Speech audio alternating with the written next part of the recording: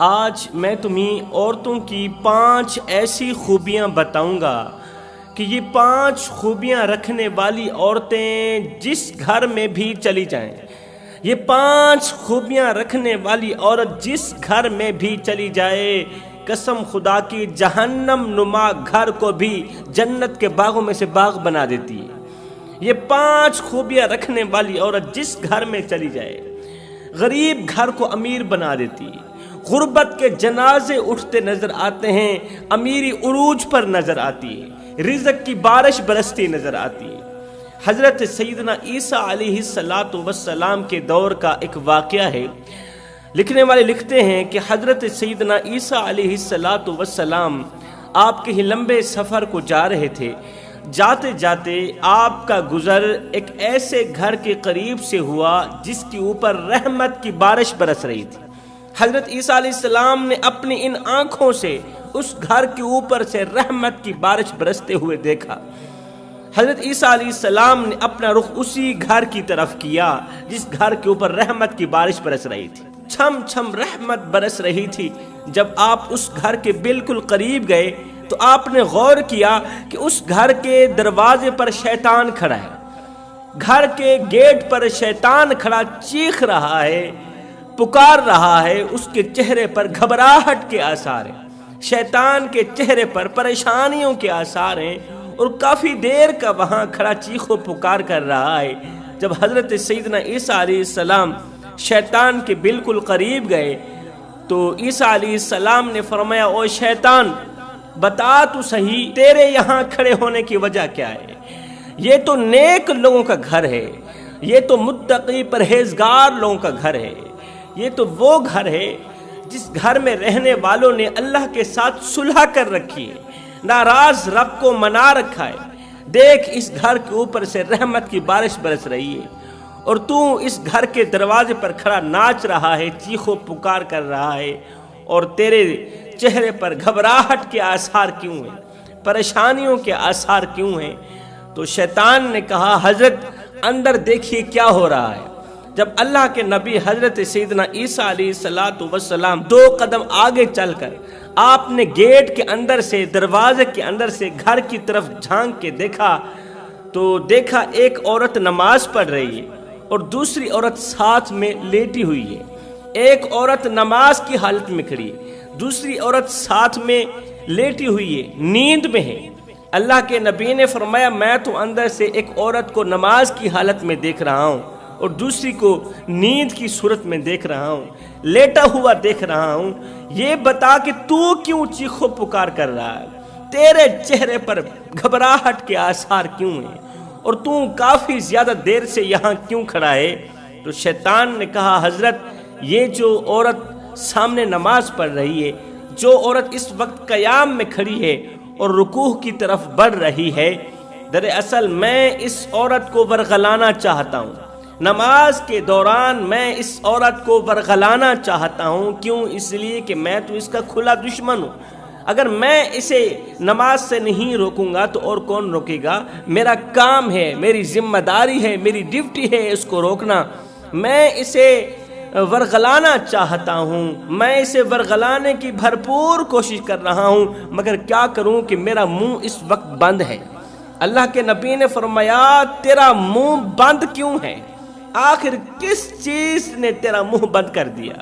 اس نے کہا، حضرت وہ جو عورت ساتھ میں لیٹی ہوئی ہے، ساتھ میں سوئی ہوئی ہے، وہ جیسے ہی سانس لیتی ہے نیند کی حالت میں، جیسے ہی سانس لیتی ہے تو اس کے اندر سے نکلا ہوا سانس آگ کا شعلہ بن کر، اس کے اندر سے نکلا ہوا سانس آگ کا شعلہ بن کر میری طرف بڑھتا ہے اور میرا منہ بند کر دیتا ہے۔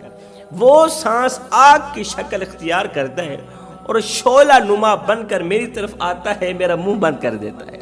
اسی وجہ سے میرا منہ بند ہے، میرے چہرے پر گھبراہٹ کے آثار ہیں کہ میں اسے ورغلانے میں ناکام کیوں ہو رہا ہوں، اور بار بار ناکامی مل رہی ہے۔ ناکامی کو دیکھ کر میرے چہرے پر پریشانیوں کے آثار ہیں۔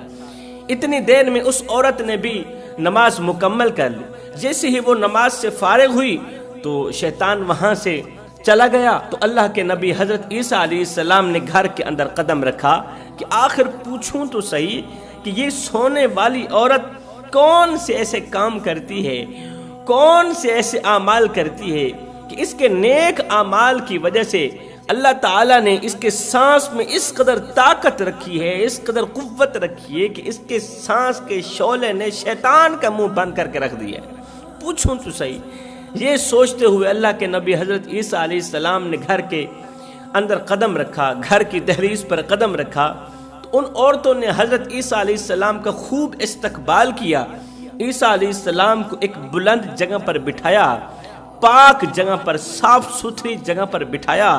تو اللہ کے نبی نے اس عورت سے مخاطب ہو کر، جو عورت نمازی عورت کے ساتھ لیٹی ہوئی تھی اور جس کے اندر سے نکلے سانس نے شیطان کو پریشان کر رکھا تھا، شیطان کے وار کو ناکام بنا رکھا تھا، اللہ کے نبی نے اس عورت سے مخاطب ہو کر فرمایا، اے عورت، سچ سچ بتانا، حقیقت بتانا، اللہ اور اس کے نبی کو گواہ بنا کر بتانا کہ تو کون سے ایسے اعمال کرتی، تو کون سے ایسے کام کرتی، کون سی ایسی نیکیاں کرتی کہ تیری نیکیوں کی وجہ سے اللہ رب العزت نے تیرے سانس کے اندر اس قدر دم رکھا ہے، تیرے سانس کے اندر اتنی طاقت رکھی ہے، اتنی قوت رکھی ہے کہ تیرے اندر سے نکلا سانس شیطان کا منہ بند کر دیتا ہے۔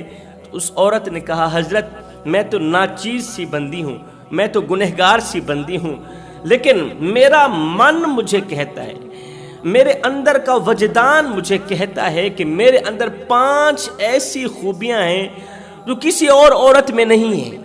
میرے اندر 5 ایسی خوبیاں میرے اللہ نے رکھی ہیں جو کسی اور عورت میں نہیں رکھی۔ پہلے میں اپنی طرف نظر دوڑاتی ہوں، پھر ارد گرد کی، گرد و نواح کی، گلی محلے کی عورتوں کی طرف نظر دوڑاتی ہوں، تو مجھے یقین ہو جاتا ہے کہ یہ خوبیاں صرف مجھ میں ہیں اور کسی میں نہیں۔ اللہ کے نبی نے فرمایا، جلدی کرو، مجھے اپنی خوبیوں سے آگاہ کرو، تیرے اندر کون کون سے کمالات ہیں، تیرے اندر کون کون سی خوبیاں ہیں جن خوبیوں نے ابلیس جیسے شیطان کا منہ بند کر کے رکھ دیا۔ وہ ابلیس، وہ شیطان جس نے بڑوں بڑوں کی عبادات ضائع کروا دی، وہ شیطان جس کے بارے میں اللہ قرآن کے اندر نہیں فرماتا، ان الشیطان للانسان عدو مبین۔ آخر اس عورت کے اندر کون سا ایسا کمال تھا، کون سی ایسی خوبی تھی جس خوبی کی وجہ سے اللہ نے اس کے اندر دم اتنا رکھا تھا، طاقت اور قوت اتنی دے رکھی تھی اس عورت کو کہ اس کے اندر سے نکلے سانس نے شیطان کا منہ بند کر دیا۔ اس عورت نے کہا، یا حضرت، میرے اندر پہلی خوبی تو یہ ہے کہ میرا جو شوہر ہے نا، میرا یہ جو مجازی خدا ہے نا، بہت ہی غریب ہی بیچارہ، صبح کو کھاتے ہیں شام کے لیے نہیں ہوتی، شام کو کھاتے ہیں صبح کے لیے نہیں ہوتی۔ میرا جو شوہر ہے جو ابھی اس وقت کام پر گیا ہوا ہے، میرا شوہر جب سورج طلوع ہوتا ہے تو گھر سے باہر نکلتا ہے روزی روٹی کی تلاشی کے لیے، گھر سے باہر نکلتا ہے، پورا دن جنگل میں لکڑیاں کاٹتا ہے، پورا دن محنت مزدوری کرتا ہے، وہ وزنی لکڑیاں، وزنی بوریاں اپنے کمزور سے کندھے پر رکھتا ہے کہ مجھے کچھ ملے نہ ملے، میری بیوی کو روٹی کا ٹکڑا مل جائے، مجھے کچھ ملے نہ ملے، میرے بچوں کو روٹی کا ٹکڑا مل جائے، میرے پیٹ کی خاطر، میری ہر چھوٹی موٹی خواہش پوری کرنے کے لیے، میرے بچوں کی چھوٹی موٹی خواہشیں پوری کرنے کے لیے میرا غریب اور کمزور سا شوہر، میرا مجازی خدا پورا دن کام کرتا ہے، پورا دن رات ایک کر کے اوور ٹائم لگا کے اپنی چٹی داڑھی، سفید داڑھی مٹی پہ گھسیٹتا ہے کہ مجھے کچھ ملے نہ ملے، میری بیوی کو روٹی کا ٹکڑا مل جائے۔ پورے دن کا تھکا ہارا مسافر، تھکا ہارا مزدور، تھکا ہارا شوہر شام کو جب گھر کی دہلیز پر قدم رکھتا ہے، بہت زیادہ تھکا ہوا ہوتا ہے، جیسے ہی گھر کی دہلیز پر قدم رکھتا ہے تو میں اس آنے والے مزدور کا اس قدر استقبال کرتی ہوں، اس قدر استقبال کرتی ہوں کہ اس کی ساری کی ساری تھکاوٹ دور کر دیتی۔ میرا وہ استقبال، اس گھڑی میں، اس لمحے میں میرا مسکرانا، میرا اس سے کلام کرنا، اس سے محبت بانٹنا، اس سے پیار بانٹنا، اس سے اس کا حال چال پوچھنا کہ میرے سرتاج آج کا دن کیسے گزرا، اس طرح کا اس سے کلام کرتی ہوں کہ اس کی ساری تھکاوٹ دور کر دیتی ہوں، اس طرح کی محبت بھری باتیں کرتی ہوں کہ دوسرے دن کی مزدوری کے لیے اس کے اندر جان ڈال دیتی ہوں، اس کے اندر طاقت اور قوت ڈال دیتی ہوں، اور یہ میں اس پر احسان نہیں کرتی بلکہ یہ اس کا حق ہے، اور اس کا حق ادا کرنا میرے اوپر فرض ہے۔ جب وہ صبح سویرے محنت مزدوری کے لیے، حلال روزی روٹی کے لیے گھر سے باہر نکلتا ہے تو میں ڈھیروں دعاؤں اور نیک تمناؤں کے ساتھ اپنے شوہر کو گھر سے رخصت کرتی ہوں، پھر پورا دن سارا دن اس کی حفاظت کے لیے دعائیں مانگتی رہتی ہوں کہ اللہ میرے شوہر کو اپنی حفظ و امان میں رکھنا۔ دوسری خوبی، میں باہر والی عورتوں کے سامنے اپنے شوہر کی خامیوں پر پردے دے کے خوبیاں بیان کرتی رہتی ہوں کہ میرے شوہر کے اندر یہ خوبی بھی ہے، یہ خوبی بھی ہے، ان کمالات سے میرے اللہ نے میرے شوہر کو نواز رکھا ہے۔ مطلب میں غیبت نہیں کرتی، شوہر کی چغلی نہیں کرتی، میں غیبت بھی نہیں کرتی اور شوہر کی چغلی بھی نہیں کرتی۔ ایک عورت شیخ صاحب کے پاس گئی، کہا حضرت میں ایک سوال پوچھنا چاہتی ہوں مگر پوچھ نہیں پاتی اس لیے کہ مجھے حیا آتی ہے۔ شیخ صاحب نے فرمایا کہ شرعی مسئلہ پوچھنے سے حیا نہ کیا کرو، حیا مت کرو، سوال کرو میں تمہیں اس کا جواب دوں، مسئلہ بیان کرو میں تمہارے مسئلے کا حل کروں۔ اس عورت نے کہا حضرت میرے گھر کے سامنے گلی سے ایک دودھ بیچنے والا روزانہ میری گلی کے سامنے سے گزرتا تھا۔ ایک دن میں نے اس دودھ بیچنے والے کا چہرہ دیکھا تو مجھے اس سے محبت ہو گئی۔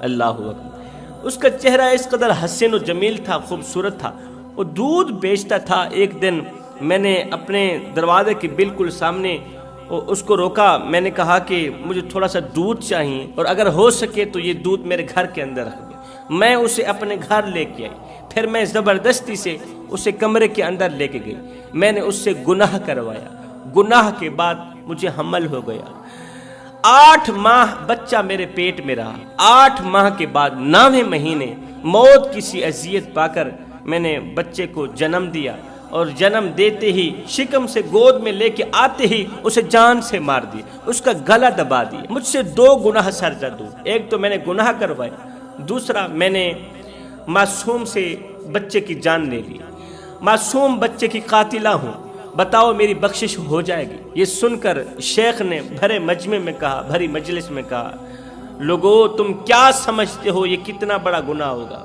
اس نے گناہ کروایا، پھر حمل ہوا، حمل کے بعد پھر بچہ پیدا ہوا تو اس بدبخت عورت نے بچے کو ختم کر دیا، جان سے مار دیا، بتاؤ اس نے کتنا بڑا گناہ کیا ہے؟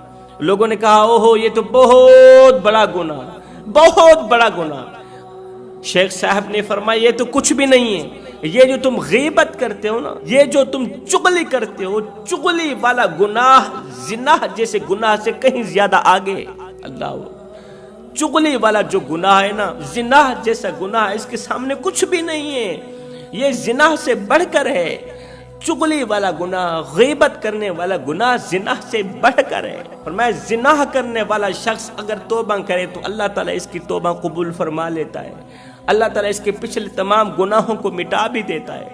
اور چغلی کرنے والا شخص اگر توبہ کرے، غیبت کرنے والا شخص اگر توبہ کرے تو اس وقت تک اللہ اس کی توبہ قبول نہیں فرمائے گا جب تک وہ شخص اسے معاف نہیں کرتا جس کی اس نے چغلی کی، جس کی اس نے غیبت کی۔ تو پھر بتاؤ بڑا گناہ کون سا ہوا، چغلی کا ہوا یا زنا کا ہوا؟ فرمایا چغلی سے بچا کرو، غیبت سے بچا کرو۔ غیبت کر کے ایک دوسری پارٹیوں کو آپس میں لڑانا، پھر ان کے تماشے دیکھتے رہنا، وہاں کی سن کر یہاں لگانا، یہاں کی سن کر وہاں لگانا، پھر دونوں بھائیوں کو آپس میں لڑانا، ماں بیٹے کو آپس میں لڑانا، باپ بیٹے کو آپس میں لڑانا، پھر انہیں ہمیشہ کے لیے جدا کر کے رکھ دینا، یہ تمہیں زیب نہیں دیتا، یہ بہت بڑا گناہ ہے۔ تو اس عورت نے کہا حضرت میں شوہر کے خلاف چغلی نہیں کرتی، غیبت نہیں کرتی، شوہر کی خامیوں پر پردے دے کے خوبیاں بیان کرتی رہتی۔ حضرت میری تیسری خوبی، میں جھوٹ سے سخت نفرت کرتی ہوں، کیونکہ مجھے پتہ ہے جھوٹ بولنے والے شخص پر اللہ اور اس کے رسول کی لعنت پڑتی ہے، اللہ بھی لعنت کرتا ہے، اس کا رسول بھی لعنت کرتا ہے۔ میں جھوٹ سے سخت نفرت کرتی ہوں۔ یہاں پر مجھے ایک سبق آموز واقعہ یاد آ گیا۔ جھوٹ کا انجام، جھوٹ بولنے والے شخص جھوٹ بولنے والی عورتیں، جھوٹ بولنے والے مرد، یہ چھوٹا سا سبق آموز اور عبرت ناک واقعہ غیرت کے کانوں سے سنیں۔ مروان کا دربار لگا ہوا ہے۔ مروان کے دربار میں ایک عورت آئی، رو کر کہنے لگی حضرت مجھ پر ظلم کیا گیا۔ مروان کے دربار میں ایک عورت آئی، کہنے لگی مجھ پر ظلم کیا گیا ہے، میرا حق مارا گیا، میرا حق دبوچا گیا۔ مروان نے ایک نظر اس عورت پر ڈالی، کہا اچھا تیرے اوپر ظلم کیا گیا، کس نے تیرے اوپر ظلم کیا؟ کس کی جرت ہوئی صنف نازک پر ظلم کرنے کی، صنف نازک کا حق مارنے کی کس نے جرت کی؟ اس نے کہا سعید بن زید نے۔ اچھا سعید بن زید نے تیرا حق مارا ہے، تجھ پر ظلم کیا ہے؟ اس نے کہا ہاں۔ مروان حیرت میں پڑ گیا کہ جس شخصیت کا یہ عورت نام لے رہی ہے کہ اس نے مجھ پر ظلم کیا ہے، میرا حق مارا ہے، وہ شخصیت کوئی عام نہیں ہے۔ حضرت سعید بن زید بہت بڑے صحابی تھے، بہت بڑے صحابی تھے، عشرہ مبشرہ میں سے تھے، اور یہ ان 10 لوگوں میں سے تھے جن کو اللہ کے نبی نے دنیا میں ہی جنت کا ٹکٹ دیا، دنیا میں ہی جنت کی بشارت دی۔ یہ ان 10 لوگوں میں سے تھے حضرت سعید بن زید، اور اتنی بڑی شخصیت پر یہ عورت الزام لگا رہی ہے۔ خیر مجبوراً مروان کو حضرت سعید بن زید کو بلانا ہی پڑ گیا دربار میں۔ مروان نے حضرت سعید بن زید کو اپنے دربار میں بلایا۔ حضرت سعید بن زید مروان کے دربار میں حاضر ہوئے تو مروان نے کہا حضرت اس عورت کی سنیں، یہ عورت کہتی ہے کہ آپ نے اس پر ظلم کیا ہے، اور ظلم کون سا ہے کہ آپ نے اس کی زمین کا کچھ حصہ دبوچ لیا، اس کی زمین دبوچ لی، اس کا حق مارا گیا ہے۔ یہ سنتے ہی حضرت سعید بن زید نے کہا مروان کیا تو نے قرآن نہیں پڑھا؟ قرآن پڑھا ہے تو وہ آیت نہیں پڑھی جس میں اللہ رب العالمین نے فرمایا کہ جو شخص کسی کی ایک بالشت بھی زمین کا حصہ دبوچے گا، جو شخص دنیا میں ایک بالشت بھی زمین کا حصہ دبوچے گا تو اللہ تعالیٰ 7 زمینوں کا توپ قیامت کے دن اس کے گلے میں ڈالے گا۔ اللہ تعالیٰ 7 زمینوں کا توق اس کے گلے میں ڈالے گا۔ جو شخص دنیا میں ایک بالشت بھی اگر کسی کی زمین دبوچے کا اپنی طرف لائے گا، کسی پر ظلم کر کے، کسی کا حق مار کے اگر ایک بالشت زمین پر بھی قبضہ کرو گے تو قیامت کے دن 7 زمینوں کا توق تمہارے گلے میں ڈال کے تمہیں ذلیل و خوار کر دیا جائے گا۔ یہ سنتے ہی اللہ اکبر، مروان نے کہا توبہ توبہ استغفر اللہ استغفار۔ اس کا مطلب اس عورت نے آپ پر تہمت لگائی، اس عورت نے آپ پر الزام لگایا۔ اس کے بعد حضرت سعید بن زید نے دونوں ہاتھ اٹھائے، سب کو گواہ بنا کر کہا، مروان کو بھی گواہ بنا کر کہا یا باری تعالیٰ ان تمام لوگوں کی موجودگی میں میں علل اعلان کہنا چاہتا ہوں اگر میں جھوٹا ہوں تو ابھی اور اسی وقت مجھے اندھا کر دے، اور اگر یہ عورت جھوٹی ہے، اگر اس عورت نے جھوٹ بولا ہے تو ابھی اور اسی وقت اس عورت کو اندھا کر کے اسے جہان کے سامنے عبرت کا نشانہ بنا، پورے دربار کے سامنے اسے عبرت کا نشانہ بنا۔ مروان کہتا ہے حضرت سعید بن زید کے منہ سے ابھی یہ جملے ختم نہیں ہوئے تھے، حضرت سعید بن زید کی دعا ابھی تک ختم نہیں ہوئی تھی کہ میں نے اس عورت کو اپنی ان آنکھوں سے نابینا ہوتے دیکھا۔ اس کی بینائی چلی گئی، اس کی بینائی جاتی رہی، عورت ٹٹولنے لگی، ادھر کو بھاگتی، اٹھتی ہے بیٹھتی ہے، ہائے میری بینائی کہاں چلی گئی، ہائے میری بینائی کہاں چلی گئی۔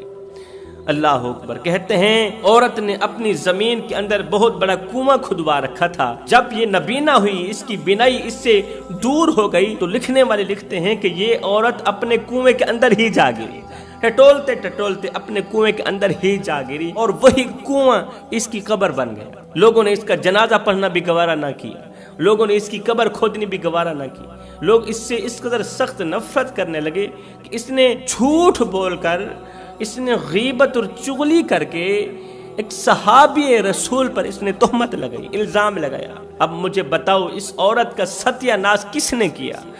کیا صحابی رسول کی بد دعا نے کیا؟ نہیں، اس کے جھوٹ نے کیا، غیبت نے کیا، تہمت نے کی۔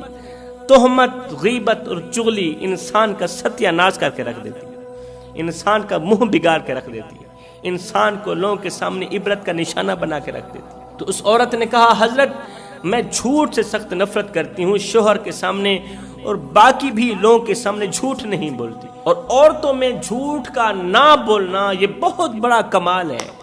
یہ عورت کے اندر بہت بڑی خوبی ہے اگر عورت جھوٹ نہیں بولتی تو چوتھی خوبی یہ ہے کہ جب نماز کا وقت آتا ہے تو تنور کے اندر روٹی کیوں نہ جلتی جل جائے فوراً ہی مصلی بچھا کے اللہ کے حضور کھڑی ہو جاتی. میرے اندر کی تیسری خوبی، میں شوہر کے احسانات کی فراموش نہیں ہوں، میں اللہ کے احسانات کی فراموش بھی نہیں ہوں، شوہر کے تمام احسانات کی بھی شکر گزار ہوں اور اللہ رب العزت کی تمام نعمتوں کی بھی شکر گزاری کرتی ہوں. بس ان چند خوبیوں کی وجہ سے میرے گھر کے اوپر ہر وقت رحمت کی بارش برستی ہی رہتی ہے.